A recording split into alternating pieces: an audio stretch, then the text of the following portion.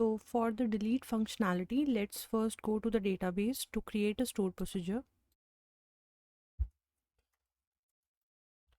Now we are creating a procedure to update customer details.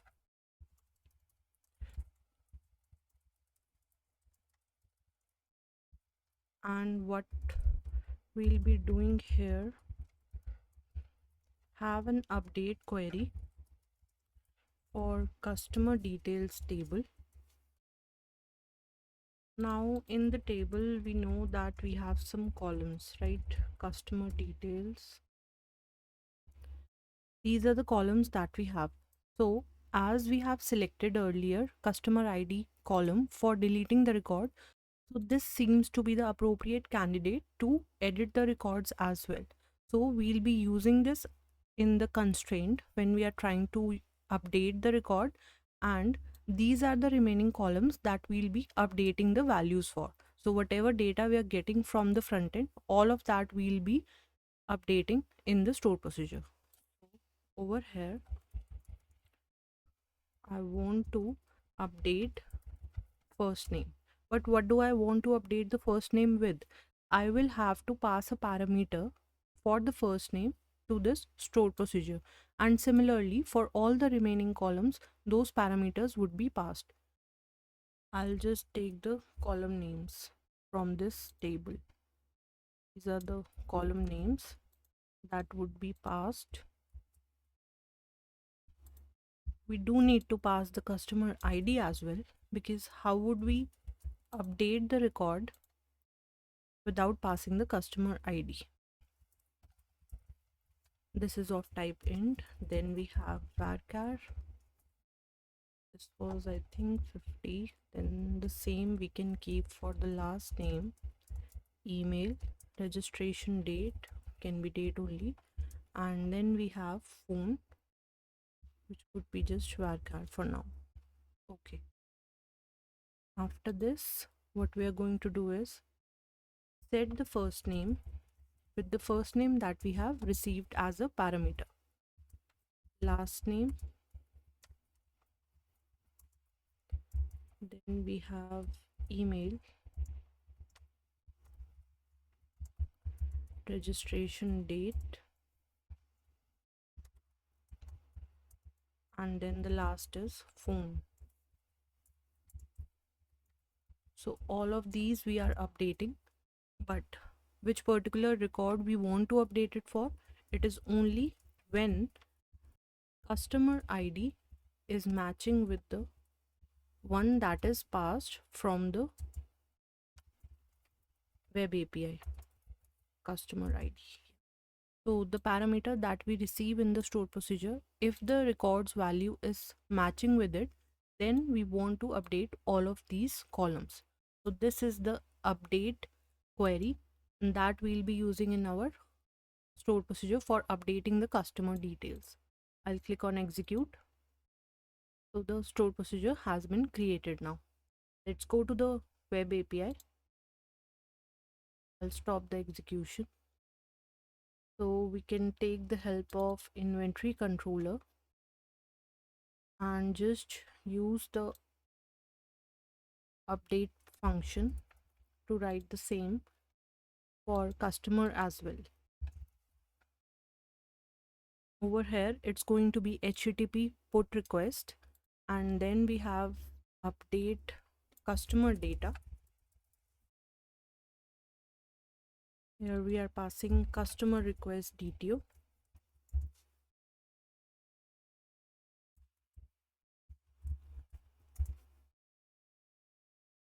And the stored procedure name will be taking from here.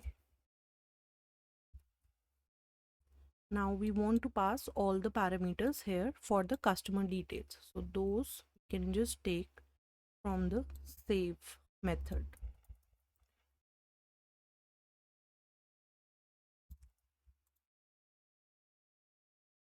And this request DTO can be changed to customer request.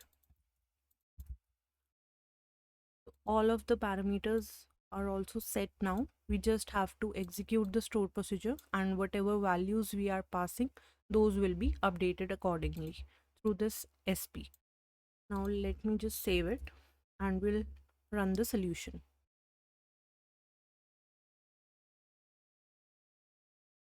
Now that the solution is running, we can just go over to our database once and check over here which particular record we want to update. So I'll just select this one and we'll go to the browser.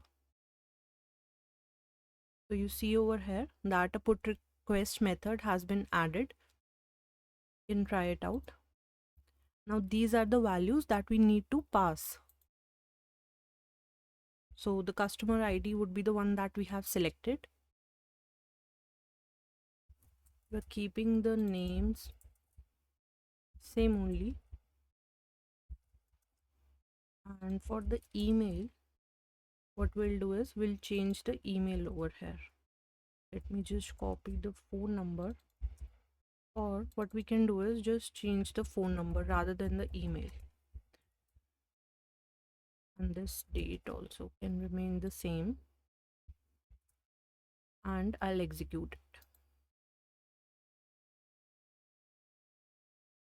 We have got a 200 success response. Now we can verify our data for this particular customer in the DB. You see that these are the updated values that we have sent. We have changed the phone number only here. And in the DB, if we see, this is the old phone number that we had.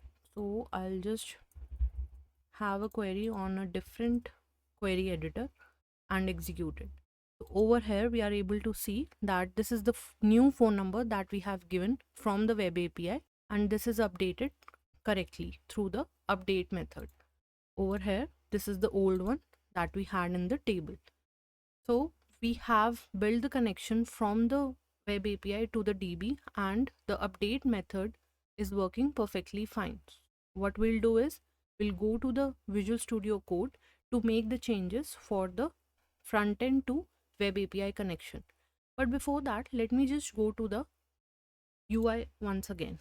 We have the edit button over here, and for the inventory, what we had done is we had a form on the page itself which we were populating when we were clicking on the edit button, but now we have a dialog box when we are adding a new customer.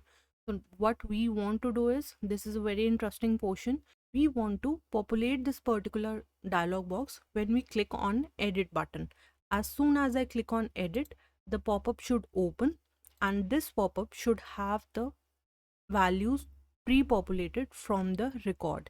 So I can change the values from here by entering some new values, and then I'll click on save or update. That should update the record in the DB, and I should have a fresh data over here on the table. So this is what we are trying to achieve. Let's see how we can do that. So we'll go to the Visual Studio, and over here you see that this is the customer component.ts. The customer component.html is having that edit button, right? So we need to have a button action related to this.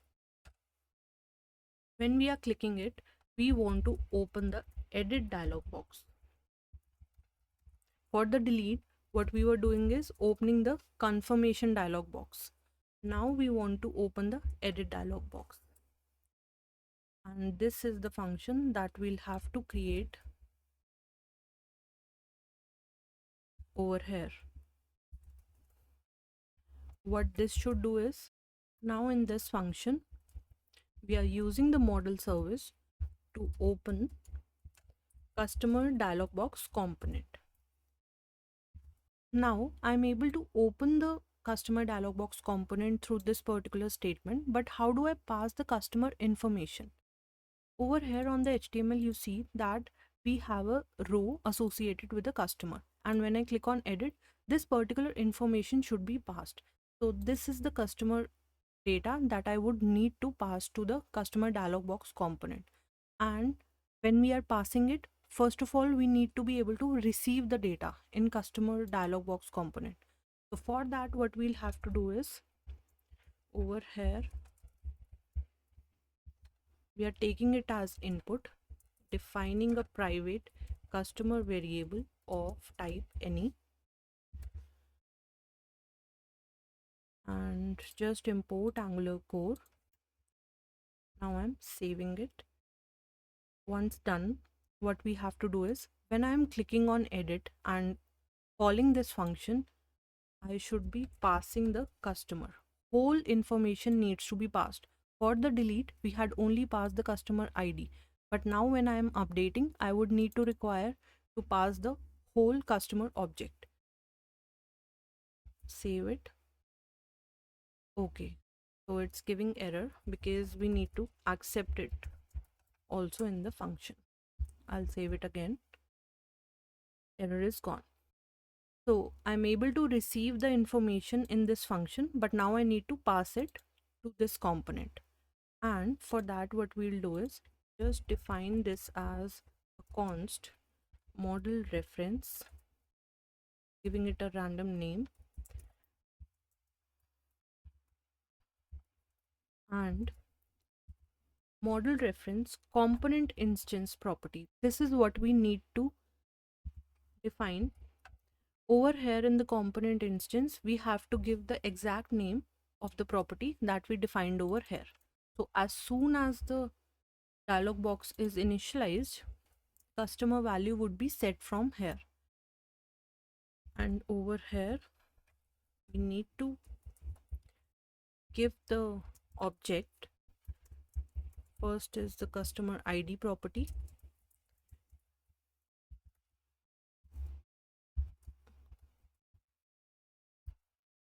Then we have first name,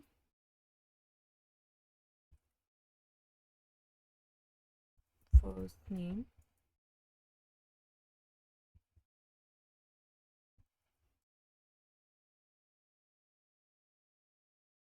name,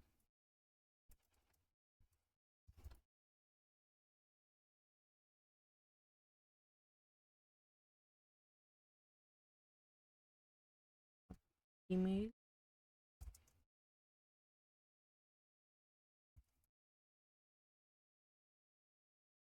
registration date,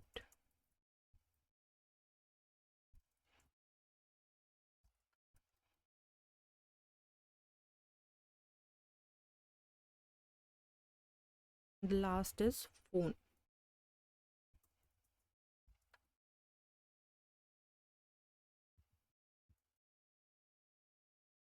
So we have set all of the values, all the properties have been defined over here. So you could wonder that why we have not taken the names over here of the properties as camel case, because over here we are accepting it, because this is being accepted over here, and even though it is of type any, I am just making sure that it is matching with the object that we have already used in the customer dialog box component. But over here we have to use this name with the capital letter in the starting, because this is what is being used on the HTML page. This is the one that we have been receiving from the web API, and we have directly mapped it on the HTML. So you have to make sure that all of the property names you are giving correctly for the application to be working perfectly. Then after this, what we'll need to do is, I'll just save this once. Over here, when we have got the data of the customer, we need to map it to the HTML, right? When we go to the HTML, we see that we already have a binding in place for customer details. So what we can do is, we can utilize this customer details object only and initialize it with this value if we are updating a record. And how do we do that? We have, okay, we don't have ng init in this class currently, so I'll add it.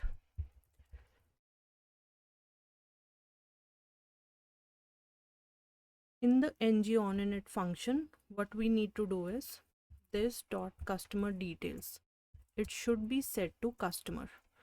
But should it be set every time when the object is getting initialized? No, it should not be. It should only be initialized in case we are receiving any data in this particular object, that is customer.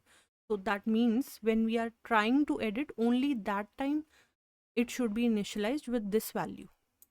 Now what I can do is I can give an if condition customer is not equal to null. At that time we need to just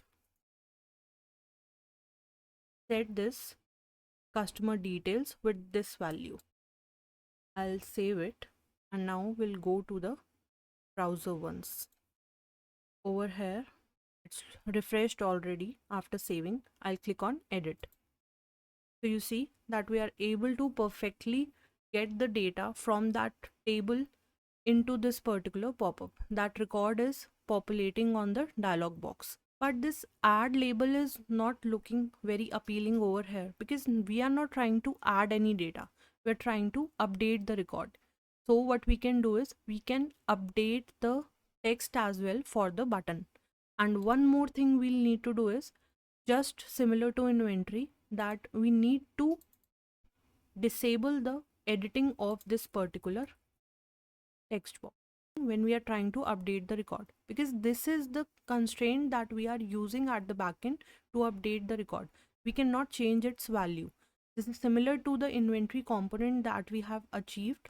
Now we'll be disabling it over here as well when we are trying to open the dialog box for updating a record. So let me just go back to the Visual Studio Code, and over here in this customer dialog box component, when we are setting the customer details with customer, at that time we are trying to update the record, right? So over here we'll make the changes, but we'll check the HTML first. In this, the label is set as static currently, right? So we can give some value over here dynamically. For that, let me just define a variable button text of type string. So it can be initially it can be add.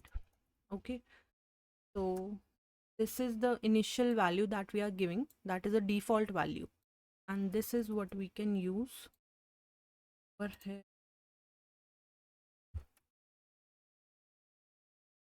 and just save it. Now button text should be set as date. I'll just save it, go back to the browser. Over here when I am adding a new customer, at that time it is add, so it is taking the default value, but when I'm editing it, it's coming as update. So this is working. Now we'll make the changes for disabling. Over here where we have defined button text, can give a bool value for disable customer ID input. So initially it will be false. I don't want to disable it initially, but as soon as I'm trying to update, it should be set to true. And we'll take this over here on the HTML page, customer ID disabled is being set through this variable. I'll save it. Now we can check the browser again. So when I click on edit, you see that this is not editable right now. So this is also working perfectly now. We have made the required UI changes for our update dialog box, and the add dialog box is also working perfectly. Now over here we have to make the changes to send this data to the backend now.